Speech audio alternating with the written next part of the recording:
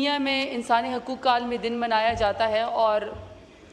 ایک ظاہری بات ہے کہ سر جن لوگوں کو بھی فنڈامنٹل رائٹس حاصل ہیں UN کے اس کے چارٹر کے مطابق تمام ممالک سر اس کے اوپر عمل کرتے ہیں، لیکن سر انفارچونیٹلی 3 سالوں میں اگر پاکستان میں جو انسانی حقوق کی پامالی ہوئی ہے،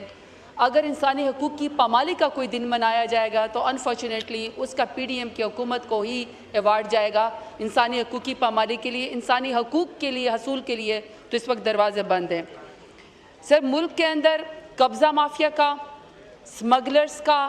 کچے کے ڈاکوں کا، دہشت گردوں کا کسی کا نام بھی سر نہ ATC کورٹ میں ان کے اوپر کوئی مقدمہ ہے، نہ ECL میں کسی کا نام ہے۔ اگر سر کسی کے اوپر پاکستان میں اس وقت سب سے بڑا جرم ہے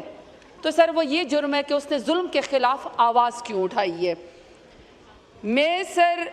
جو اس وقت ایشو پاکستان میں ہیں، میری جو کٹ موشنز ہیں سر، اس وقت خواتین کے خلاف